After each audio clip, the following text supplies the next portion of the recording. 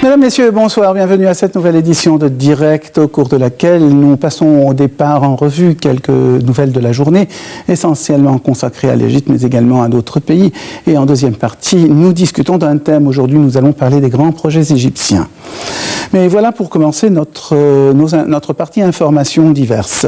À commencer par celle provenant d'Égypte, bien entendu, où le président Abdel Fattah el-Sisi a assisté aujourd'hui à la récolte de 10 000 feddans cultivés en blé et en orge dans la région de Sahl Baraka, dans l'oasis de Farafra, dans le gouvernorat de la Nouvelle-Vallée, en plein désert. Il s'agit de la récolte de la première phase du projet national qui vise à bonifier 1,5 million de feddans.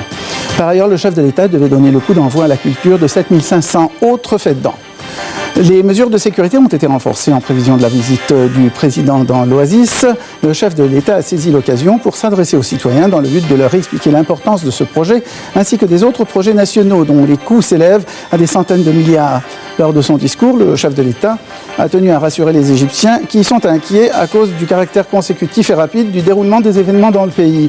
Il a ajouté qu'il s'adresserait à tous les citoyens en juin prochain pour leur présenter un compte-rendu des réalisations du gouvernement lors des 2 dernières années. Le chef de l'État a affirmé aussi avoir réussi à prendre plus de 2000 décisions importantes et cruciales pour le pays au cours de cette période.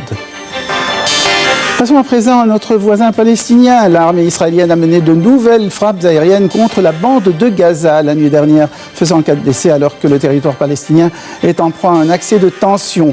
L'armée israélienne avait déjà indiqué avoir conduit hier des frappes aériennes sur 5 positions du Hamas dans le sud de la bande de Gaza. Les détails.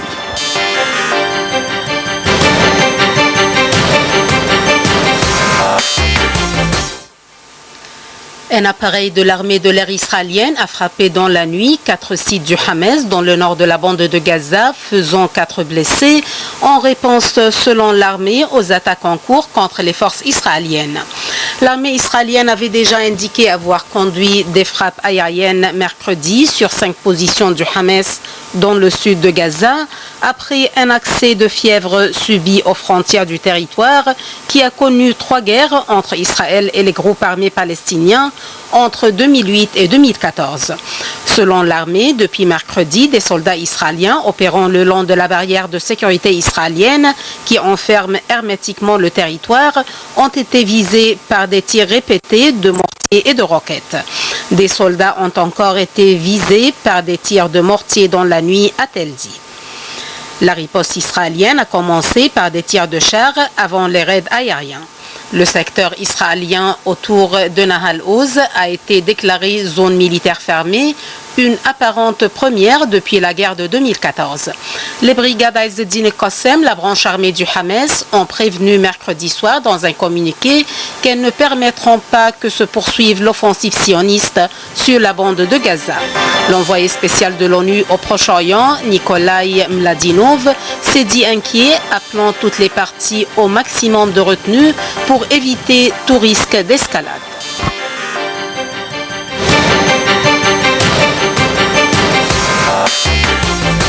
Passons à présent à la Syrie. La trêve négociée par Washington et Moscou, que le gouvernement syrien s'est engagé à respecter, semblait tenir aujourd'hui dans la ville d'Alep, au nord du pays, où la vie a repris son cours. Les États-Unis et la Russie avaient en effet annoncé hier soir l'entrée en vigueur d'une trêve à Alep ce jeudi et ce vendredi, après que le cessez-le-feu du 27 février ait volé en éclats dans la ville septentrionale, avec la reprise des hostilités qui ont fait 285 morts depuis le 22 avril. Un compte rendu.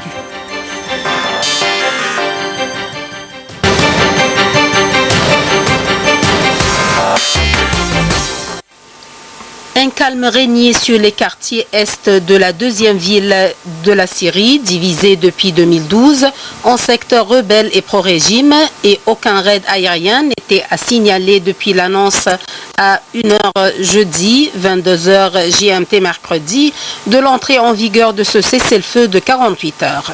De nombreux commerçants ont rouvert leurs magasins après avoir été contraints de les fermer pendant plusieurs jours à cause de l'intensité des bombardements conçu la ville. Les marchés de fruits et légumes, dont l'un avait été visé par des raids qui ont fait 12 morts le 24 avril, ont également rempli leur étalage.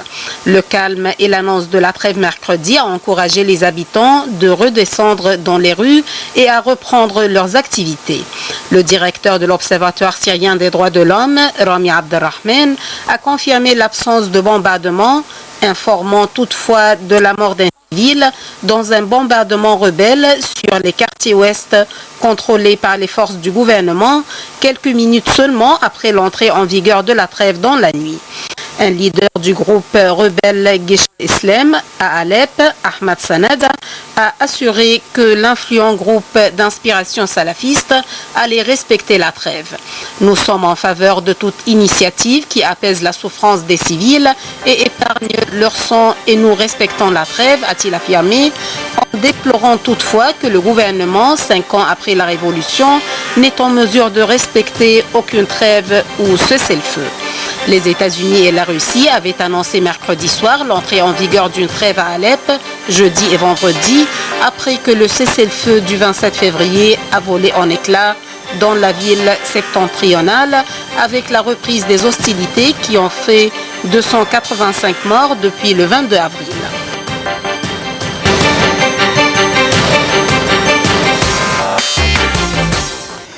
La chancelière allemande Angela Merkel, qui s'est entretenue avec le chef du gouvernement italien Matteo Renzi, a appelé aujourd'hui à Rome ses homologues européens à défendre les frontières externes de l'Union européenne afin d'éviter ce qu'elle a qualifié de retour au nationalisme. En effet, avec plus de 28 500 migrants débarqués depuis le début de l'année, un niveau comparable à 2014 et 2015, l'Italie est redevenue la principale porte d'entrée méditerranéenne depuis la fermeture de la route des Balkans et l'accord controversé sur le renvoi vers la Turquie des nouveaux arrivants en Grèce.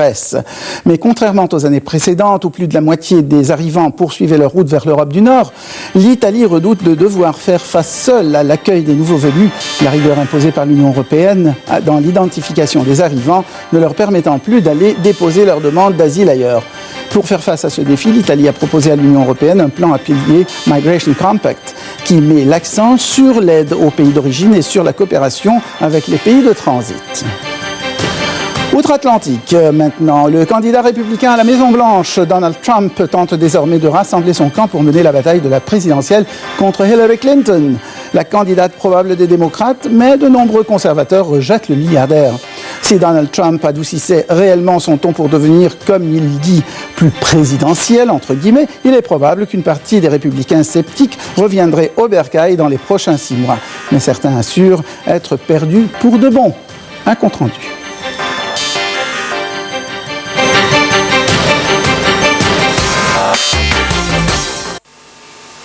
Donald Trump a beau avoir quasiment remporté l'investiture républicaine après une campagne haute en couleurs et le retrait de ses 2 derniers rivaux, Ted Cruz et Jean Kasich, sa victoire est loin d'être un sacre. Même s'il a reçu mercredi soir le soutien du leader républicain au Sénat, Mitch McConnell, qui a estimé que la priorité était d'empêcher ce qui serait de fait un 3e mandat pour Barack Obama et a souhaité que M. Trump unisse le parti autour de ses buts.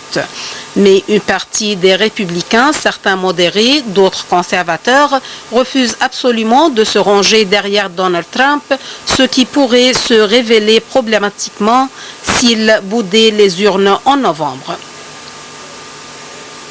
Certains ex-détracteurs républicains ont déjà mangé leur chapeau, comme l'ancien gouverneur de Louisiane, Bobby Jindal, qui traitait Donald Trump de narcissique, égocentrique l'année dernière.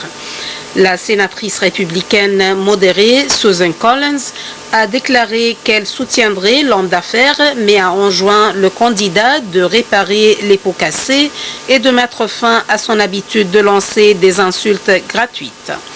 Les 2 derniers présidents républicains, George W. Bush et son père George H. W. Bush, figures de l'appareil républicain par excellence, ont indiqué via leur porte-parole qu'ils resteraient en marge de la campagne présidentielle. Depuis mardi, des républicains envahissent ainsi Twitter pour jurer de ne jamais voter pour Donald Trump.